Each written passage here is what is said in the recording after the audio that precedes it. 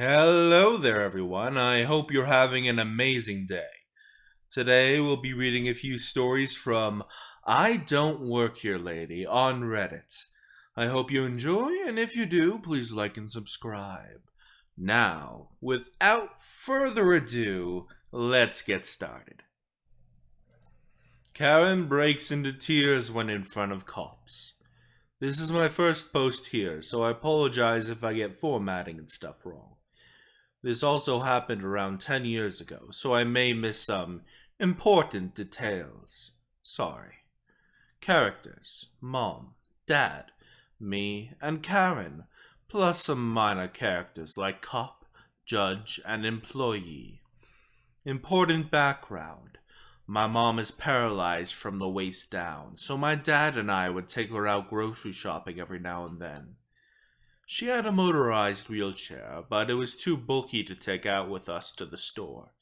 So we brought her non-motorized push wheelchair with us. Dad would push her around while I would pull stuff off the shelves she wanted us to get and put them in our cart. One other note: Dad has a voice that he's used in the past to scare people. Just ask old potential boyfriend of mine. While doing this, Karen began yelling, "Hey, miss!" then whistling. Then the dreaded throat clear. I put the last item in the cart and turned and said, "Can I help you?" When she thrust a list at me and demanded, "Get me the stuff on my list." I should note that I looked nothing like the employees. They wear blue from head to toe, basically, and I was wearing a yellow sundress with daisies on it. I said, "No, I'm helping my mother now. I think there's an employee at the front desk who can help you." She didn't like this and reached out to grab my arm, saying something like, "You will help me now." Sorry, no threats of, "I will get you fired." I shoved her away, shouted, "No," when I felt the blood running down my arm where her nails had been. They had broken the skin on my bicep. Dad looked over and kinda freaked when he saw the blood and shouted, "Leave my daughter alone." Mom was looking at something on her list, but my dad's voice was loud enough to get an employee to rush over. He asked if there was a problem, and my dad said, "This woman just assaulted my daughter. Do you have a first aid kit or something to help her out? I'm going to call the cops while we get this." Upon hearing the word cops, the lady just sunk to the floor crying and trying to say it was just a misunderstanding. When the cops arrived, I had been bandaged up, and the manager had come up, and upon listening to me and my dad's story, as well as the employee describing the aftermath, they went to the back with the manager to check the video. Meanwhile, the lady is crying, saying, "I'll lose my kids." No sorry, or anything like that. The cops arrested her for assault on a minor, and took her away crying. At the trial later, the two things I most remember is that she was on probation, and did indeed lose custody of her kids. I think the father got them. And she tried to say it was an honest mistake. I thought she was an employee. Whereupon the judge said, "Even if she was an employee, what gives you the right to grab someone like that?" While showing her the pictures that were taken of my bloody arm. She broke into more tears as the judge read her sentence, including the loss of her children due to violating her probation, plus some community service, I think. Much later, as part of her effort to get her children back, she had to write me a letter of apology, which is still in my parents' attic, in a box. Serves the entitled Karen right. If you're enjoying today's video and feel like getting a snack, please check out our sponsor today and use the code Vampire with an F in the beginning, not a V, and get 10% off. And you'll also be supporting my channel while doing so. Eating snacks and supporting your favorite creator. What could be better? I don't work here, but now you get to come to my work. I'm a correctional officer and work nights. After work, I normally just go home and sleep to get ready for my next 12-hour shift. However, on my days off, I take the time to do chores and housework. On this day, I did not have the night off, so I had to do what I could get done before going to bed. So I went home and picked up my wife and kiddos to do grocery shopping. We went to get to the store and start doing the usual. A lady comes up to me and my family and starts asking direction to items. Some I know and some I don't. So I tell her where the things I know are and apologize for the things I don't. Now, mind you, I'm in full uniform. Taser cross straw, cuffs on each hip, fogger on left thigh, spray, and all the other items I use at work. On top of all that, I smell of peppers, sweat, mold, and rust, as the facility I work at is old and, well, moist. She seems upset, but walks away. We continue shopping, and after a while, we meet up with the lady and she spots us and comes down. But this time, she's pissed. She starts screaming that I'm the worst employee ever, and I should be fired for not helping. She continues on about how I should be catching shoplifters or backwatching the cameras, instead of flirting with this word I will not say 'cause it is offensive. Yay, she is one of those.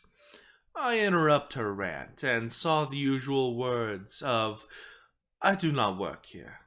She of course fails to hear them, as is the usual on this sub, and continues her rant, yelling and screaming that she picked me to help her because I'm the asset protection and should know where everything is. I ask my wife to take the kids and find a manager for this Karen. Lady, from now on known as Karen, is none too pleased to hear her secret identity outed and increases her volume. I try to explain to Karen that I am a jailer, not loss prevention at a grocery store. I tell her to go pound sand and find someone that actually works here. I then turn my back and start to walk away when I'm nailed in the back of the head and fall forward in a full faceplant. I'm hurting, dazed, and can feel glass all around me. I roll onto my back and feel around. It's pasta sauce. This rude lady just sprayed me with pasta sauce. She's still yelling and screaming and raises another jar to throw.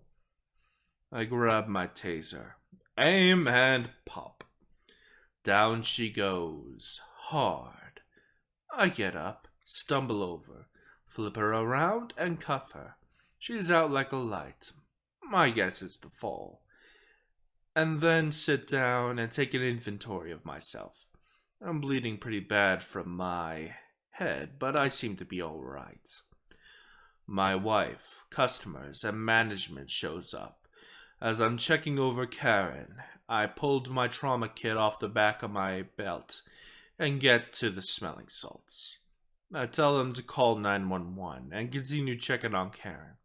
She's awake, dazed, and blissfully quiet. The rest goes as expected. The police arrive, question me, question her, watch the cameras, and I, well, refuse medical treatment, but do press charges. My wife is a boss-ass bitch. I say that with reverence. She's medically trained and will take good care of me. I go home. She asked if I wanted staples or glue. I chose glue. She glues my head, and we take a shower. I go to sleep, and she wakes me up from time to time, which I know isn't the best idea, but hey, a few days later I'm writing this, so I ended up alright. I get a call a couple hours later from my shift, ordering me to come in to talk early to rank. Dreading this, I follow my orders and get up, shaved, showered, and dressed. I go in and have to explain the whole thing again and again. Then they show me the video from the store. It's exactly as I explained, though I did note she could throw far better than I could have dreamed. They order me not to wear my uniform outside of work, and tell me that I'll be working in booking tonight. I'm not very good at booking, but look forward to the training and activity of it, as the rest of the facility is slow and boring. Around 11 p.m. rolls around, and who do I see being escorted into booking but Karen? I start to talk, but my sergeant taps me and shushes me. He talks to the deputy, bringing her in, and they start doing the paperwork while I watch and try to learn as much as possible. She's charged with aggravated assault of a law enforcement officer and possession of meth. Who would have thought? Now, Carrie gets to live at my workplace. I don't get to work in the female zones, but the booking process was fun.